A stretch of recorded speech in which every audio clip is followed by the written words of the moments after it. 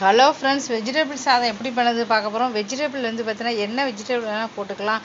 Beans, உருளைக்கிழங்கு, வெங்காயம், கருவேப்பிலை, என்னென்ன வெஜிடபிள் இருக்கோ எல்லாமே நீங்கள் போட்டுக்கலாம். முக்கியமாக குடமிளகா எல்லாமே எடுத்து வச்சுக்கோங்க. ஃபஸ்ட்டு வந்து பார்த்திங்கன்னா கடாயில் ஜீரகம், பெருஞ்சீரகம், அப்புறம் வந்து பார்த்திங்கன்னா கிராம்பு, ஏலக்காய், அப்புறம் வந்து பிரியாணி இலை எதாக இருந்தாலும் சரி நல்லா போட்டுக்குங்க. வதக்கிட்டு அப்புறம் காய்கறி எல்லாம் போட்டு உப்பு, மஞ்சள் பொடி, உரைப்பு எல்லாம் போட்டு நல்லா வதக்கிடுங்க. ஏன்னா பச்சை வாடை போகணும். வதக்கிட்டு அரிசியை களைஞ்சி அதில் தண்ணியை வச்சு அதில் போட்டுக்கோங்க. கொஞ்சம் வந்து கூட எப்பவும் வைக்கிறதோட அரை டம்ளர் கூடவே வைங்க.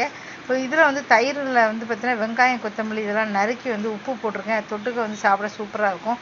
அப்புறம் வேக வச்சு எடுத்தால் ரொம்ப சாப்பிட்றதுக்கே ரொம்ப பிரமாதமாக இருக்கும். ரொம்ப சுவையாகவும் இருக்கும். இந்த வீடியோ பிடிச்சா மறக்காமல் சேனலை வந்து சப்ஸ்கிரைப் பண்ணிக்கோங்க.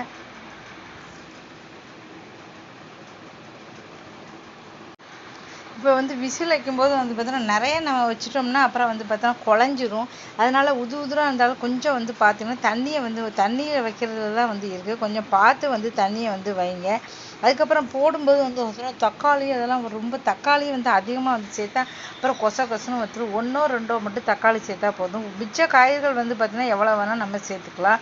குக்கரில் வந்து வைக்கும்போது பார்த்து வந்து வைங்க. ஏன்னா எவசலர் குக்கர் அப்படிங்கும்போது நல்லா எப்போவுமே வந்து சூடாக வந்து நல்லா வந்து இருக்கும். இப்போ புதுசாக நான் எவசலர் குக்கர் தான் வந்து வாங்கியிருக்கேன். இப்போ அதனால் ரொம்ப நேரம் வந்து பார்த்தீங்கன்னா 1 மணி நேரம் 1/2 மணி நேரத்துக்கு முன்னால் பார்த்தீங்கன்னா நல்லா சுட சுட நல்லா இருக்குது. மேலே வந்து நெய்யை ஊற்றி கடைசியில் வந்து பார்த்தீங்கன்னா நெய்யை வந்து ஊற்றணும். ஃபஸ்ட்டு நெய்யை ஊற்றினாலும் இல்லை வந்து முடிஞ்சிட்டு லாஸ்ட்டில் நெய்யை ஊற்றி எடுத்துக்கலாம். வேணா வந்து பார்த்திங்கன்னா சாப்பிட்றதுக்கு ரொம்ப வந்து சூப்பராக இருக்கும். உங்களுக்கு வந்து பார்த்திங்கன்னா உரைப்பு வந்து அதுக்கு தக்கன போட்டுக்கோங்க. 2 பச்சை மிளகாயும் நீங்கள் போட்டுக்கலாம்.